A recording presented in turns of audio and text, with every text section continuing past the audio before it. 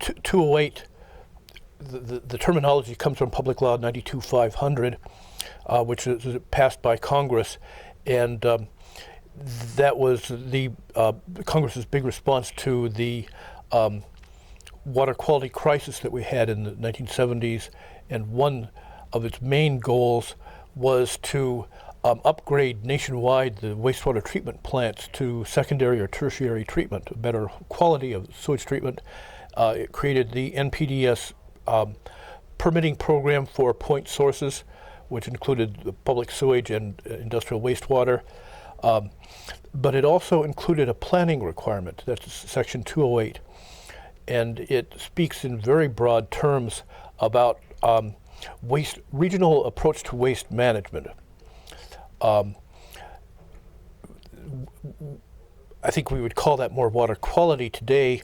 Waste sounds like it may be referring only to sewage, but it's really broader than that. And even in 1975, when that was passed by Congress over President Nixon's veto, it was recognized that non-point source and agriculture was a major part of it.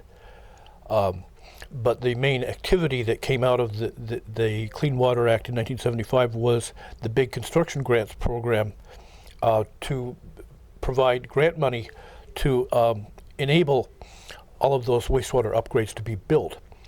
And the point that I see of 208 back at that time was because Congress was taking the leadership on a federal level to solve these problems, it was expected that the federal government was going to pay for it, and they wanted to get their money's worth. They wanted to see regionalization of wastewater treatment systems and set up 208 as a mechanism to promote that and to develop the planning areas, et cetera.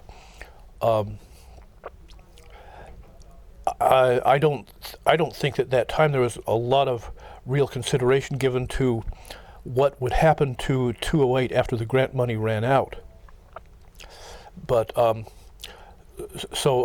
TMCOG was involved in the original 208 planning from 1974 to 1980, and during that time, some $200 million worth of grant dollars came to the communities in Northwest Ohio to upgrade those sewage treatment systems, and really a lot was accomplished.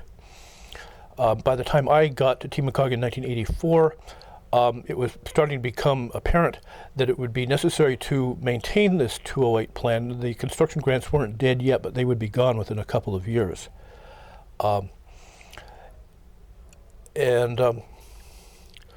So when I started at TMCOG, there was this blue book that was adopted in 1980 and certified by the governors of Ohio and Michigan, and that is the definitive 208 plan that came out of that original push.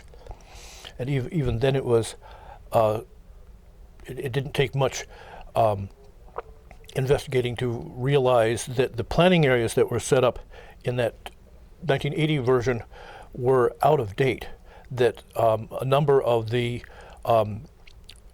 wastewater service providers were serving outside of their areas designated by 208, and in some cases, some had extended into planning areas of other facilities. So that kind of put TMCOG in a spot with, what are you going to do? You really haven't been given any authority. What are you going to do? Take your own members to court?